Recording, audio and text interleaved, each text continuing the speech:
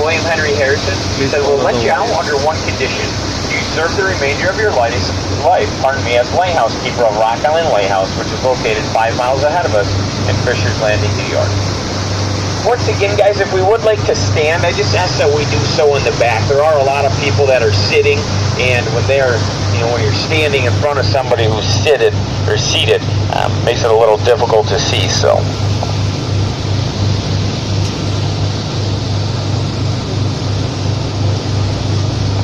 This island here to the right-hand side, this is called Wheeler Island, or Wawunut. The home that you see here sits on the foundation of what was at one time known as the Wawunut Boatel. What is a boatel? It's the same thing as a hotel or a motel, but there's only one way you're going to get there. I'm sure we can understand what that would be. The boatel was owned by a gentleman named Thomas Wheeler. Mr. Wheeler was a Pennsylvania barrel maker. Well, he met a gentleman who needed some wooden barrels. This gentleman's name? John D. Rockefeller. The two men then went into business together in Standard Oil. I'm sure some of us have heard of Standard Oil at this point. To our left-hand side, this is U.S. mainland. It's Keewaydin State Park, one of the quarters of all of those state parks as well. There's over 100 campgrounds there. There's also an Olympic signed campground swimming pool. And there's a marina as well at Keewaydin. So if you're coming up camping and you do have your own boat, you have your own jet ski, you're more than welcome to bring those along and join us down here along the St. Lawrence River. As we start to make our way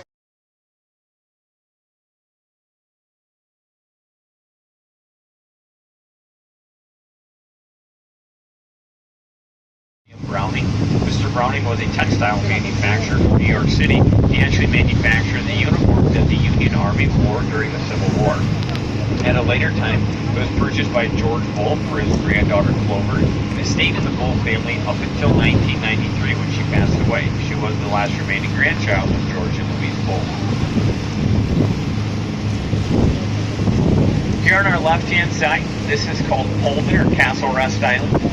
It was at one time owned by a gentleman named George Pullman. He was the inventor of the Pullman-like sleeping-style railroad car. It was in 1880 when Mr. Pullman was trying to generate some recognition and some popularity for this area here. He thought, what better way to do so? He thought, what better way to do so than to invite the President of the United States up for a weekend to people in the New England communities. There is on Facebook in 1880. They post these pictures, and pretty soon, as they made the people talking about this area. They wanted to know where the president went. Where did he go? They wanted to go there themselves. When they first started to come up here, they stayed in two hotels. It's called the Crossman House and the Thousand Islands Hotel. It didn't take very long for those two hotels to become crowded. In later years, these millionaires, they decided that they were just going to simply come out here, buy their islands themselves, and build their very own 30 to 50 room summer cottages. Unfortunately, right around 1930, though, this all stopped. In 1930, the stock market had just crashed. There had been a war and a depression. The economy of the United States was in absolutely terrible shape. We have a little bit of an array of mixed drinks, so coffee and hot chocolate as well.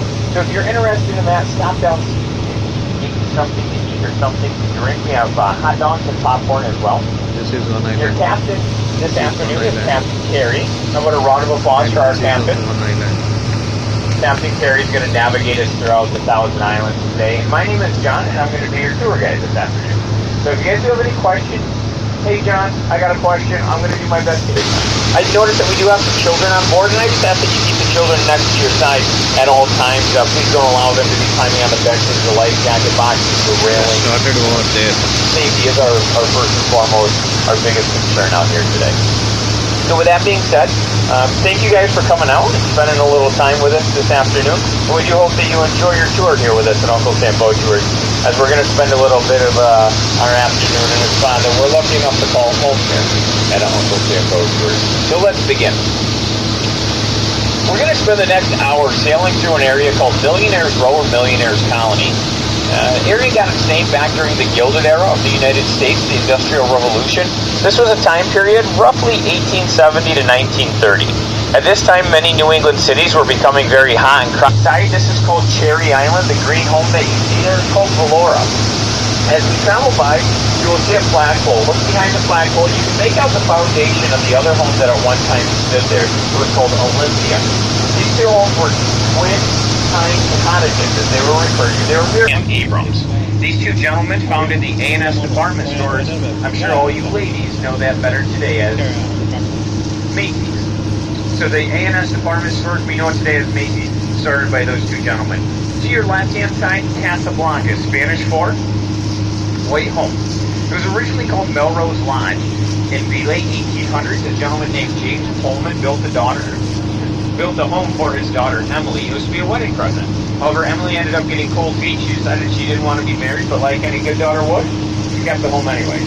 In 1897, the home was auctioned off. The highest bidder, a gentleman from Germany, his name was Louis Marx. In Cuba, he served as a tobacco and sugar plantation owner. There's a seawall there with lions, dragons, and gargoyles. They have red eyes, red tongues, said to be facing toward Canada. It's said that they're there to ward off the evil spirits of Canada, not in the form of ghosts or goblins, but rather alcohol spirits coming over during the day of Prohibition. With a light on in any one of those keyhole-like openings, that was a code system.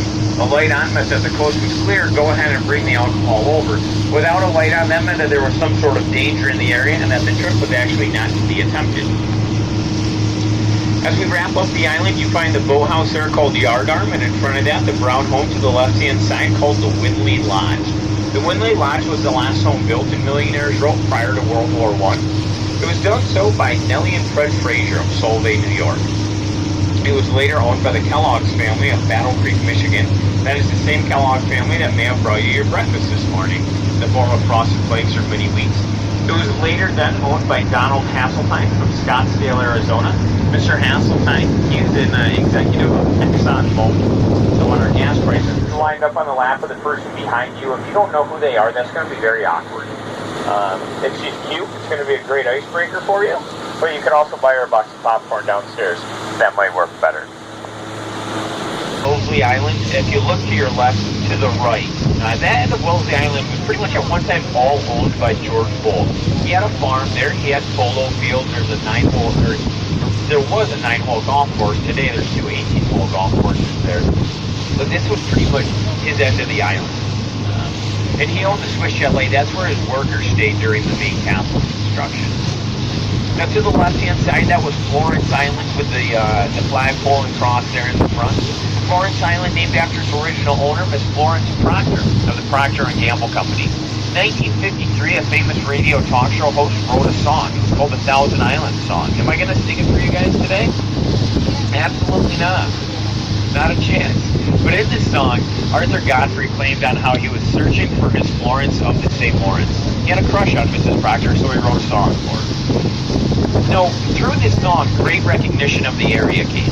So much so that when Mrs. Proctor passed on, the Alexandria Bay Chamber of Commerce tried to give the island to Arthur Godfrey. However, it was Mrs. Proctor that he wanted, not her island. He said, basically, thanks, but no thanks. He asked that the island be auctioned off, which is present-day Germany, where you find a dock attendant there, and you tell him you'll do whatever it takes to get to the United States. He lived during the castle's construction. The castle itself is 6 stories tall. It has 122 rooms, 55 fireplaces, 365 windows. That's one for every day of the year. The top 2 floors were servants' living quarters. Middle 2 floors were for guests to stay, while up here, the second floor is where the Bull family would have stayed, while the bottom floor was the entertainment levels, a billiard room, ballroom, dining room, grand marble staircase, stained glass overlay, as well as an indoor heated swimming pool. The alley-like structure that runs along the face of the island was part of the electric trolley car system. It was basically just used by the servants, getting goods and such throughout the castle for guests. You do notice a tower there through the trees. Note the stonework of that. It's different than anything else that you see on the island. That's because that was the only structure on the island when George purchased the island in 1899. As we leave the island, you're going to find the pump house, powerhouse, or clock tower. This is where George powered the island. He had 2 coal-powered generators supplying the island with its electricity. In the clock tower, there was a set of chimes, a replica of the Westminster chimes from London, England. They rang every 15 minutes of the hour, and it was said that you could have heard them 5 miles up or down the St. Lawrence River. If you continue to look to the left of New York, that's where his boats would have stayed. There was also living quarters for captain and crew while up here in the region.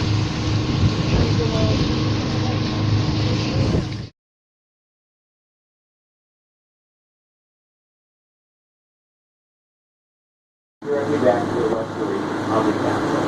So it is open. It opens May 7th to the season. So if you'd like to go visit it, you pay admission. That admission. Just two things. He changed the spelling of Hart Island from H-A-R-T to H-E-A-R-T. They have built a seawall around the island so that from an aerial view it does resemble that of a Valentine's Day heart. He began castle construction in 1900, pardon me. His goal was that on February 14th, 1905, he was going to present his wife Louise with his beautiful island and castle. Unfortunately, on January 7th, 1904, this all ended. That morning, a telegram was received to the island.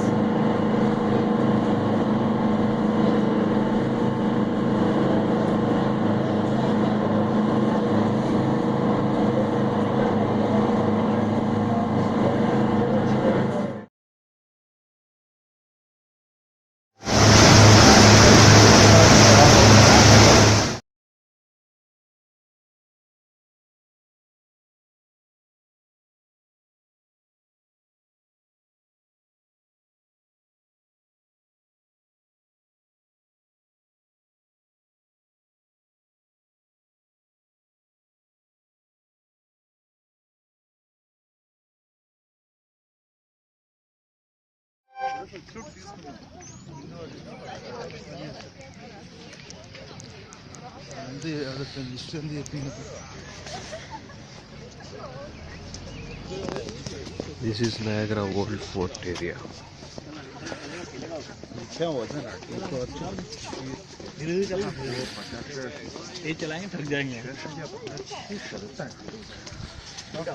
Now temperature is 4 degrees. We are feeling so cold.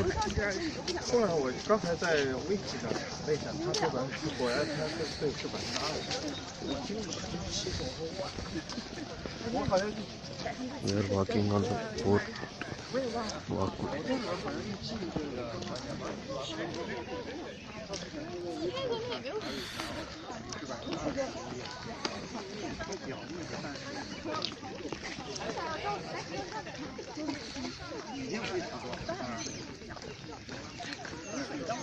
And we are entering into the port area. Port.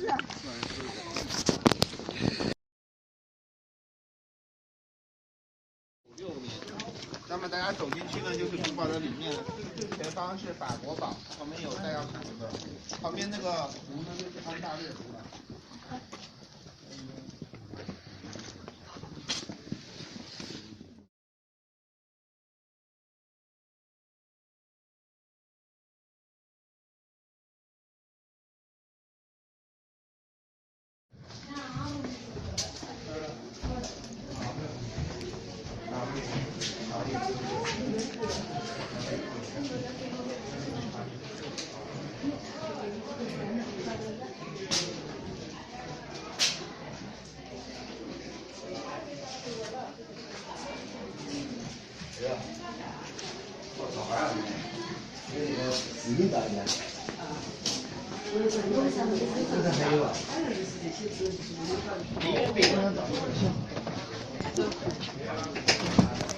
Black powder, like what they put in.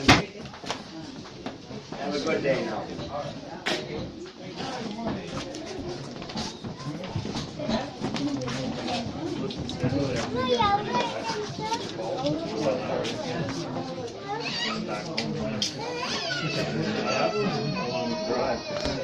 Well, we're here with the tour bus. Yeah, so it wasn't all told. It's going to take 8 hours.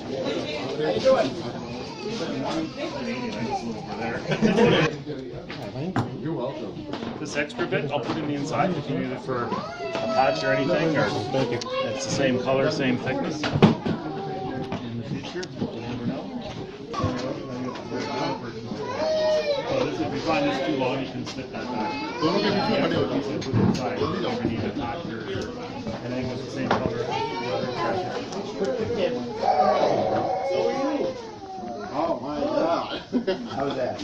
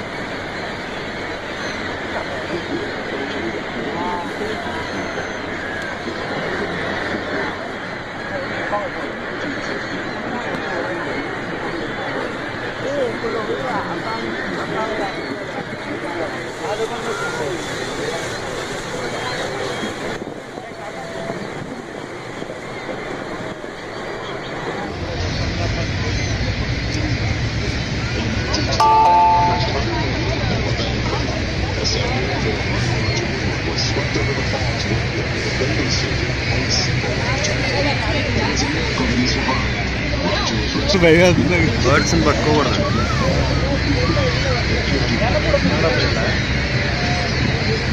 Here we go to Niagara Falls. Nearby Niagara Falls.